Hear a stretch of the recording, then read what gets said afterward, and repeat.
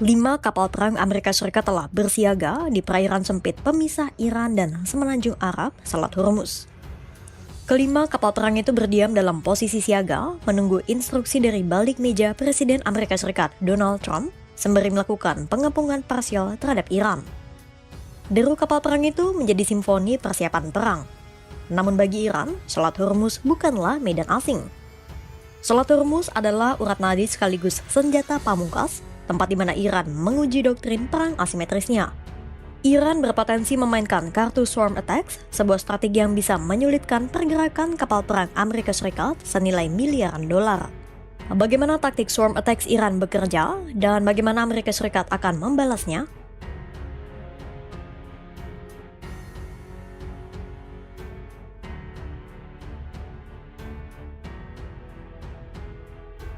Dalam laporan The Wall Street Journal pada 26 Januari 2026, dilaporkan 5 kapal perang Amerika Serikat telah bersiaga di dekat Iran.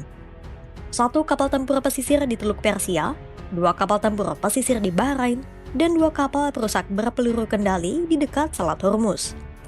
Kelima kapal itu bersiaga sembari menunggu kapal induk USS Abraham Lincoln yang baru tiba di Laut Arab untuk mengunci posisi strategisnya. Kapal-kapal itu memang sangar, tapi di saat yang sama juga bisa jadi sasaran empuk Iran yang memiliki kartu perang bernama swarm attacks. Apa itu swarm attacks? Peneliti CSIS Anthony H. Kurtzman telah membedah soal taktik swarm attacks ke dalam 2 penelitian. The Iranian Sea Air Missile Threat to Gulf Shipping dan Iran and the Changing Military Balance in the Gulf. Kurtzman menjelaskan, swarm attacks adalah salah satu taktik dalam strategi perang asimetris Iran yang digunakan oleh Angkatan Laut IRGC. Strategi ini dirancang untuk menghadapi kekuatan superior US Navy, Angkatan Laut terkuat di dunia. Inti dari taktik swarm attacks adalah menyebarkan sejumlah besar kapal kecil, cepat, dan lincah untuk menyerang satu atau beberapa target besar.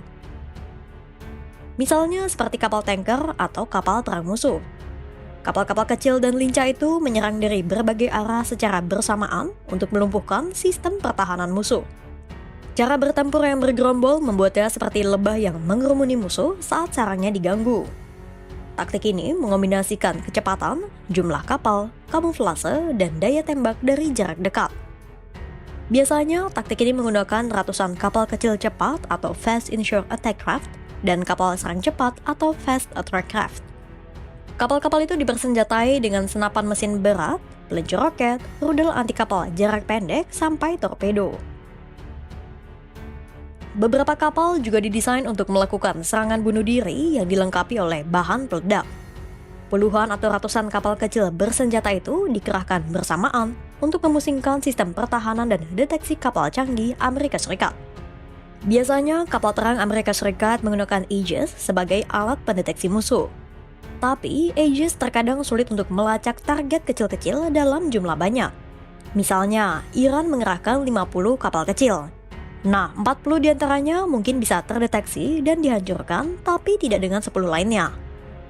10 kapal yang lolos dari pelacakan Aegis itulah yang akan melakukan serangan. Jika dianalogikan, menghadapi swarm attacks itu seperti berusaha menepuk ratusan nyamuk dengan satu tangan. Operasi swarm attacks ini juga dibantu oleh ranjau laut yang telah disebar Iran, rudal anti kapal berbasis pantai, dan kapal selam midget. Persenjataan berlapis itu berguna untuk mengantisipasi adanya serangan udara, masalah komando, kondisi gelombang laut buruk, dan kemampuan kapal kecil yang hanya bisa membawa sedikit amunisi.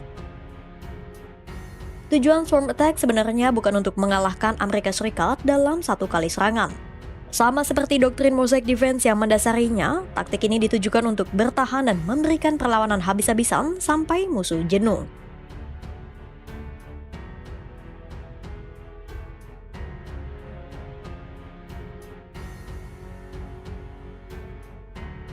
Iran punya taktik swarm attacks dan sangat mengenal medan perairan di sekitarnya. Apakah semua itu bisa jadi ancaman bagi kapal induk USS Abraham Lincoln yang saat ini sudah berada di Laut Arab? Secara jarak, kapal induk Lost Nimitz ini memang jauh dari jangkauan artileri pantai Iran, tempat di mana Teheran bisa melancarkan swarm attacks dan menembakkan artilerinya di pantai. Tapi, USS Abraham Lincoln tetap berada dalam jangkauan rudal-rudal balistik Iran termasuk rudal Fatah 2 yang diklaim mampu melesat lebih dari 5 mah. Rudal yang sama dengan yang digunakan Houthi untuk menyerang kapal-kapal Israel dan Amerika Serikat di Laut Merah. Iran mungkin memang akan kesulitan untuk benar-benar menenggelamkan kapal seberat 100.000 ton itu. Karena kapal ini juga memiliki pertahanan berlapis yang terdiri atas gugus tempur kapal penjelajah dan kapal perusak. Amerika Serikat juga punya Swarm Killer atau helikopter tempur yang bisa bermanuver lincah dan dilengkapi rudal Hellfire. Ditambah, kapal-kapal Amerika Serikat terkadang juga dilengkapi dengan senjata laser atau laser weapon system yang bisa membakar mesin speedboat. Tapi, serangan presisi ke dek penerbangan Abraham Lincoln atau di sistem radar kapalnya sudah cukup untuk melumpuhkan efektivitas kapal induk Amerika Serikat itu. Tanpa dek yang utuh, USS Abraham Lincoln tidak bisa menerbangkan jet-jet tempur yang mereka bawa di atasnya.